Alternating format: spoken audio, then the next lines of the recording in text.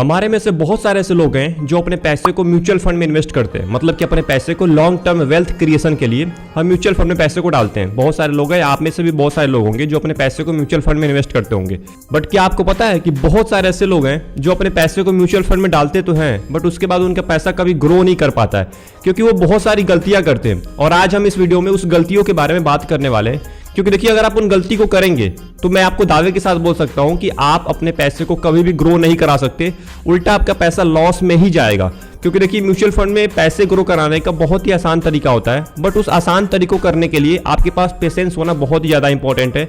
और mutual fund एक ऐसी चीज़ है जो आपके पैसे को 10 साल में, 15 साल में, 20 साल में एक ऐसे लेवल पे ले जाएगी जहां पे आपको बाद में पैसों के लिए काम नहीं करना पड़ेगा। तो इस वीडियो के अंदर मैं आपको 10 गलतियां बताने वाला हूं। इन 10 गलती को अगर आप नहीं करते तो आप म्यूचुअल फंड में कामयाब हो जाएंगे। तो अगर आप इस चैनल पे पहली बार आए तो चैनल को सब्सक्राइब कर लीजिएगा एंड इस वीडियो को जरूर लाइक कर दीजिएगा। तो फिर देर किस बात की, वीडियो को स्टार्ट करते हैं। Mistake number 1, chasing past performance. अब हमारे में से बहुत सारे लोग होते हैं ना जो बिगिनर होते हैं, जो आज से पहले कभी इन्वेस्टमेंट नहीं किए होते म्यूचुअल फंड के अंदर। अब वो गलती कहां करेंगे कि कोई भी एक फंड को चूज कर लेंगे जिनका वो नाम सुने होंगे। अब वो क्या करेंगे कि उस फंड का ना पास्ट परफॉर्मेंस चेक करना स्टार्ट करेंगे, पिछले 1 साल का, 2 साल का रिटर्न देखेंगे। और अगर पिछले 1-2 साल का रिटर्न अच्छा है तो अपने पैसे को वो इन्वेस्ट कर देंगे। अब यहाँ पे गलती कहां पे हुई मैं थोड़ा सा आपको बताता हूँ। अब देखिए यहाँ पे आपने 2 साल का रिटर्न तो देख लिया, पिछले 2 साल का अच्छा रिटर्न है, बट आपने ये बिल्कुल नहीं देखा कि उस फंड का जब गलत टाइम चल रहा था, जब मार्केट डाउन चल रहा था, तब उस फंड ने कैसा परफॉर्म किया है। आपने वही टाइम देखा है जब सारे के सारे फंड ऊपर थे, तो जाहिर सी बात है कि ये भी फंड ऊपर ही रहेगा। सारा मार्केट ऊपर जाएगा तो ये भी फंड ऊपर रहेगा। इसलिए आप फंड को चूज करने से पहले आप उसके पास्ट परफॉर्मेंस को देखिए। मैं आपको बोल नहीं रहा हूं कि मत देखिए, आप उसके पास्ट परफॉर्मेंस को देखिए, बट आप ये भी देखिए कि क्या वो फंड कॉन्सिस्टेंट रिटर्न दिया है। क्या 10 साल से, 5 साल से, 6 साल से, 7 साल से उस फंड ने कांस्टेंट उतना रिटर्न दिया जितना आप उम्मीद कर रहे थे। क्योंकि अगर आपको थोड़ा बहुत रिटर्न लेना है तो आप फिक्स डिपॉजिट में जा सकते हैं, बट अगर आप म्यूचुअल फंड में आ रहे हैं तो आप ये उम्मीद करके आ रहे हैं कि मेरे को 12 से लेके 15% का रिटर्न मिलेगा ही मिलेगा। अगर उससे कम रिटर्न मिल रहा है, 8% का, 9% का, फिर तो यही बात हो गई ना कि जो म्यूचुअल फंड है वो ज्यादा परफॉर्मेंस नहीं दे रहा है। तो सबसे पहले पास्ट परफॉर्मेंस को देखना बंद करिए, पूरे म्यूचुअल फंड को रिसर्च करिए, उसके आप कंसिस्टेंट रिटर्न को देखिए, क्या वो फंड कंसिस्टेंट रिटर्न दे रहा है कि नहीं दे रहा है। उसके बाद जाके पैसे को इन्वेस्ट करिए। Point number 2, diversifying. हम डाइवर्सिफाइंग बिल्कुल नहीं करते हैं। हमारे में से बहुत सारे ऐसे लोग हैं जो डाइवर्सिफाई कभी नहीं करेंगे अपने पोर्टफोलियो को। एक ही म्यूचुअल फंड में या एक ही कंपनी के स्टॉक में अपने सारे के सारे पैसे हम इन्वेस्ट कर देते हैं। मैं आपको एग्जांपल देता हूं। बहुत सारे लोगों को मैंने देखा है, बहुत सारे लोगों के मैंने कमेंट भी पढ़े हुए हैं। अब वो क्या करते हैं, अब मान के चलिए एग्जांपल के तौर पे एक SBI का कोई फंड है, स्मॉल कैप या मिड कैप या लार्ज कैप, कोई भी एक फंड है SBI का, और एक और कोई एक्स फंड है जिसके अंदर SBI का स्टॉक है। अब क्या लोग गलती करते हैं कि दोनों फंड में अपने पैसे को डाल देंगे। अब एक बार आप आइडिया लगाइए कि जब आपने SBI के फंड में पैसे डाले और SBI के स्टॉक में डाला, इसका मतलब कि दोनों सेम ही ग्रोथ करेगा। जब सेम ही ग्रोथ करेगा तो आपको अलग अलग एक्सपेंस रेशियो पे करना पड़ता है। मतलब एक्सपेंस रेशियो मैं आपको आगे चल के बताऊंगा इसी टॉपिक में। अब देखिए क्या होता है ना कि अलग अलग एक्सपेंस रेशियो पे करेंगे, उल्टा आपके ही जेब से पैसे जाएंगे। अपने पोर्टफोलियो को डाइवर्सिफाई करिए। डाइवर्सिफाई का मतलब क्या होता है, अलग अलग फंड में पैसे को डालिए, जैसे कि स्मॉल कैप में डाल दिया, लार्ज कैप में डाल दिया, मिड कैप में डाल दिया। अब इसमें भी एक बार आप चेक करिए, एक बार रिसर्च करिए आप कि क्या मैंने जिस फंड में डाला है उस फंड का स्टॉक, जो स्टॉक्स हैं उस फंड में, जो कंपनी के शेयर्स हैं, क्या वो मिलते जुलते तो नहीं है अगले फंड से। क्योंकि बहुत सारे फंड्स होते हैं जो सेम ही स्टॉक रखते हैं, मतलब सेम ही शेयर्स होते हैं उसमें। अब आपका ये काम बनता है कि आप देखिए एक बार कि किस फंड में अलग अलग स्टॉक्स हैं। अगर मिलते जुलते हैं तो आप केवल एक ही स्टॉक में पैसे इन्वेस्ट करिए, एक ही फंड में करिए। तो आई होप आपको समझ में आ गया हो कि डाइवर्सिफाई क्या होता है। और डाइवर्सिफाई करने से आपका रिस्क बहुत ज्यादा कम हो जाता है, क्योंकि आपके पैसे ना अलग अलग फंड में इन्वेस्ट होते हैं, जिससे क्या होता है कि अगर एक फंड की वैल्यू डाउन होती है तो एक फंड में पैसे बढ़ते रहते हैं। और इतना भी आपको डाइवर्सिफाई नहीं करना है कि आपके फंड ही आप 10 फंड उठा कर रख लीजिए, क्योंकि मैंने बहुत लोगों को देखा है जो 10-10 फंड रखते हैं। आपको 10 फंड में पैसे नहीं इन्वेस्ट करने, आपको मैक्सिमम 2 से 3 फंड को चूज करना है जो अच्छे फंड है। आपको रिसर्च करना पड़ेगा उन 2 से 3 फंड के ऊपर और उसमें आपके पैसों को इन्वेस्ट करना है। और ऐसे फंड को चूज करिए जो अलग अलग स्टॉक्स रखते हो। आई होप आपको समझ में आ गया होगा कि डाइवर्सिफाई के नुकसान क्या होते हैं और फायदे क्या होते हैं। Point number 3, ignoring expense ratio. Expense ratio बहुत ज्यादा इंपॉर्टेंट है, मैं पिछले टॉपिक में बताया हूं। एक्सपेंस रेशियो इतना इंपॉर्टेंट है ना कि लॉन्ग टाइम में आपकी लाखों रुपए खा सकता है और बचा भी सकता है। इस बात का ध्यान रखिएगा। मैंने एक्सपेंस रेशियो के ऊपर पूरी वीडियो बनाई है, आप जाकर चैनल पे वॉच कर सकते हैं। अब थोड़ा सा हम जानते हैं एक्सपेंस रेशियो कैसे इंपैक्ट डालता है म्यूचुअल फंड के ऊपर। बहुत सारे लोग होते हैं जो म्यूचुअल फंड को चूज करने से पहले एक्सपेंस रेशियो पे बिल्कुल भी ध्यान नहीं देते हैं, केवल वो पास्ट परफॉर्मेंस देखते हैं, रिटर्न देखते हैं, उसके बाद पैसे इन्वेस्ट कर देते हैं। एक्सपेंस रेशियो बहुत ज्यादा इंपॉर्टेंट है। अगर आपका एक्सपेंस रेशियो 1% है अगर आप लॉन्ग टर्म में देखेंगे ना तो आपके लाखों रुपए खा सकता है वो एक्सपेंस रेशियो। ट्राई करिए कि आप इंडेक्स फंड में अपने पैसों को इन्वेस्ट करिए। इंडेक्स फंड में कोई भी फंड मैनेजर नहीं होता है जहां पे एक्सपेंस रेशियो भी कम हो जाता है, क्योंकि फंड मैनेजर की ही वजह से एक्सपेंस रेशियो ज्यादा होता है। इसीलिए ट्राई करिए कि ऐसे फंड में आप पैसे इन्वेस्ट करें जहां पे एक्सपेंस रेशियो कम से कम 1% से तो कम ही हो।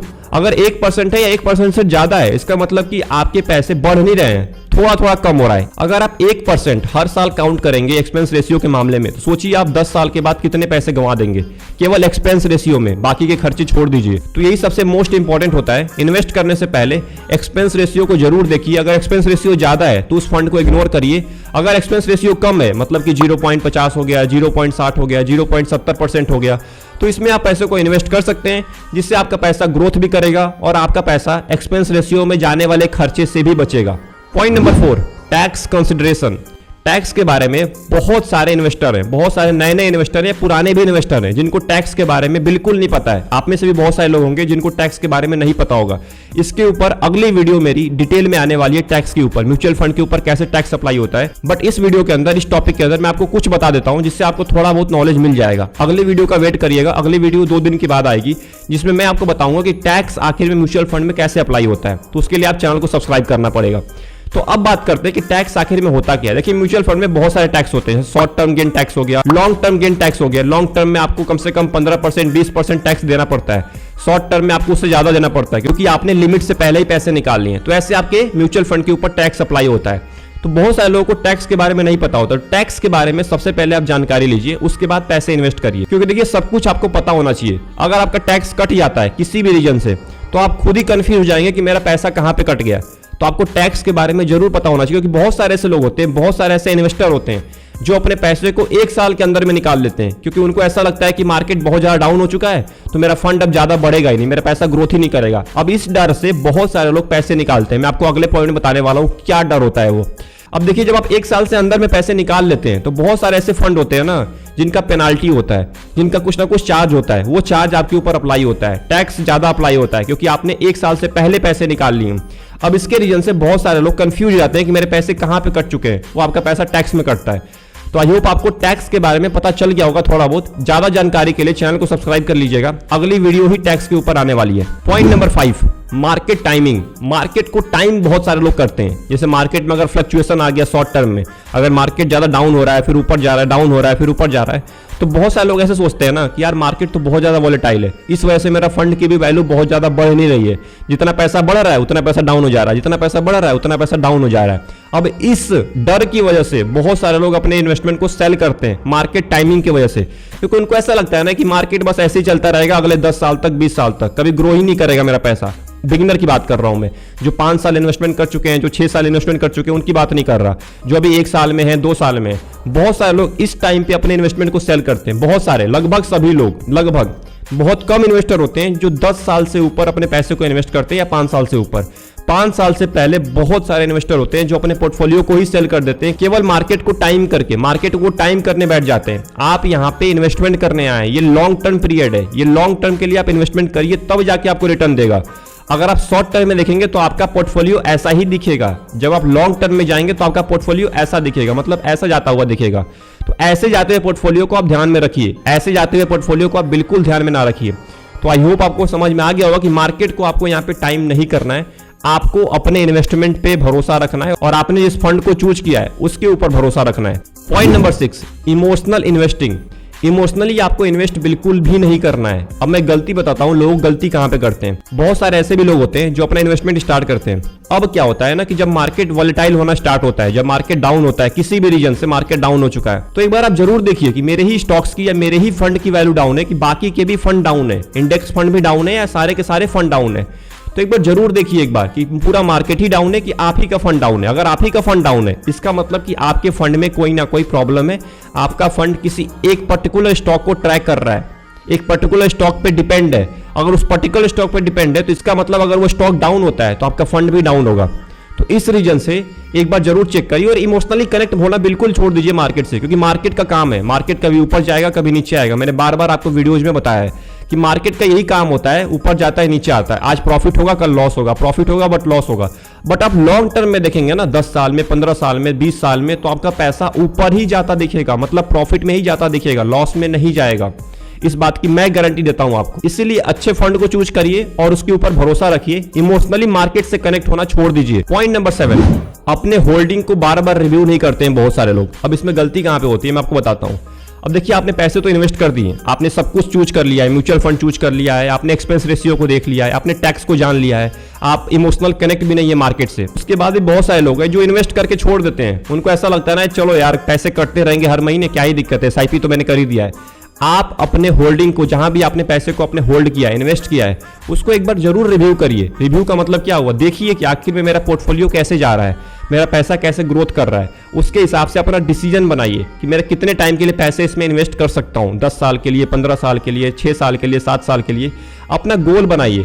अब इससे आइडिया हो जाएगा आपको कि मेरा पोर्टफोलियो किस डायरेक्शन में जाएगा। एक बार कंपेयर करिए, सारी चीजों को आपको रिव्यू करना पड़ेगा। इन्वेस्टमेंट करके छोड़ देना ऑप्शन नहीं होता है। एक बार फंड को रिव्यू तो करिए, आपका ही फंड ग्रो कर रहा है कि बाकी भी ग्रो कर रहे हैं, आपका ही फंड लॉस में जा रहा है कि बाकी भी जा रहे हैं, ये आपको देखना पड़ेगा। Point number 8, neglecting regular portfolio review, मतलब कि आप रेगुलर पोर्टफोलियो को रिव्यू करिए। अपने रोज पोर्टफोलियो को एक बार जरूर देखिए। अगर आप रोज नहीं देखते, अगर आपको लगता है कि यार लॉस में चला जाता है तो मेरा माइंड अपसेट हो जाता है, तो आप हफ्ते में कम से कम 1 से 2 बार जरूर अपने पोर्टफोलियो को रिव्यू करिए। अब इससे फायदा क्या होगा कि आप एक बार जरूर चेक कर पाएंगे कि मेरा पोर्टफोलियो किस डायरेक्शन में जा रहा है, मेरे को कहां पे चेंजेस करें। क्योंकि बहुत सारे ऐसे फंड होते हैं ना जो बहुत ज्यादा डाउन हो जाते हैं। अगर आपने गलत फंड चूज कर लिया है तो ये जाहिर सी बात है कि वो फंड डाउन ही जाएगा, वो ज्यादा प्रॉफिट आपको नहीं देगा। तो रिव्यू करने का फायदा क्या होता है ना कि आपके फंड के बारे में आपको अच्छे से जानकारी मिलती है कि आखिर मेरा फंड किस डायरेक्शन में जा रहा है। मैंने पिछले पॉइंट में भी आपको बता दिया। तो आप रेगुलर अपने पोर्टफोलियो को एक बार रिव्यू करिए कि मेरा पोर्टफोलियो किस डायरेक्शन में जा रहा है, क्या चेंजेस करने, आपको वहां से आइडिया मिलेगा। Point number 9, lack of patience and discipline. बहुत सारे लोग, मैंने आपको पहले बता चुका हूं, मैंने आपको इमोशनल इन्वेस्टिंग वाले टॉपिक में बताया कि बहुत सारे, लगभग सभी लोग 1 से लेकर 3 साल के बीच में अपने पोर्टफोलियो को सेल कर देते हैं, इन्वेस्टमेंट को, अपने एसआईपी को। अब ऐसा क्यों करते हैं, मैं आपको एग्जांपल देता हूं। बहुत सारे लोग सोच के आते हैं ना कि मेरे को 10 साल के लिए पैसे इन्वेस्ट करने, एग्जाम्पल के तौर पर। अब 10 साल के लिए पैसे तो इन्वेस्ट करना चाहते हैं, पैसे इन्वेस्ट करना भी स्टार्ट कर देते हैं, कोई भी एक म्यूचुअल फंड को चूज कर लेते हैं। 1 साल बीतता है, 2 साल बीतता है, अब वो क्या देखते हैं ना कि मेरा ग्रोथ ही नहीं हो रहा है, मेरा पोर्टफोलियो ग्रोथ ही नहीं कर रहा है, मेरा पैसा बढ़ ही नहीं रहा है। जितना पैसा इन्वेस्ट किया था उससे कुछ पैसे ज्यादा बढ़े हैं 1 साल में, 2 साल में, मतलब 2000 रुपए, 4000 रुपए, 10,000 रुपए, इससे ज्यादा ग्रोथ नहीं हुई है। अब यहाँ पे बहुत सारे लोग क्या सोचते हैं ना कि यार मेरा पैसा ही ग्रोथ नहीं कर रहा है, 2 साल में तो ग्रोथ ही नहीं हुआ, तो क्या ही 10 साल में ग्रोथ होगा। अब इसमें बहुत सारे लोग आके अपने पोर्टफोलियो को सेल कर देते हैं। और पोर्टफोलियो को सेल करने के बाद नुकसान कहां पे होगा मैं आपको बताता हूं। पहली बात तो आपको टैक्स पे करना पड़ेगा, शॉर्ट टर्म टैक्स, अगर आप 1 साल से पहले निकालते हैं तो। दूसरी गलती ये होती है कि आपका लॉस में अगर मार्केट है, अगर मान के चलिए आपका फंड लॉस में चल रहा है या आपका फंड लॉस में है, तो यहाँ पे गलती कहां पे होगी कि आपका ऑलरेडी लॉस में चल रहा है और आपने अपने पैसे को निकाल भी लिए, तो आपका पैसा ग्रोथ भी नहीं करेगा और आप ऑलरेडी लॉस में चले गए, तो यहां से भी आप लॉस में चले जाते हैं।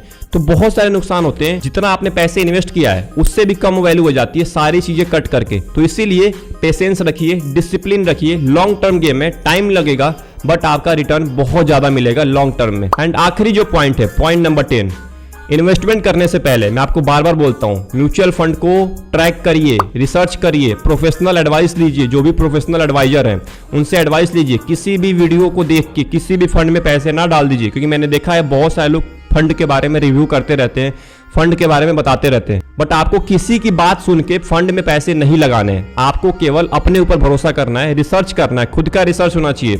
आप 10 साल के लिए इन्वेस्टमेंट करने आ रहे हैं, 10 दिन तक आप रिसर्च नहीं कर सकते, क्योंकि बहुत सारे लोग होते हैं जो एक दिन में फंड का नाम सुनते हैं और अगले दिन उस फंड में पैसे इन्वेस्ट कर देते हैं। आपको ऐसा नहीं करना है।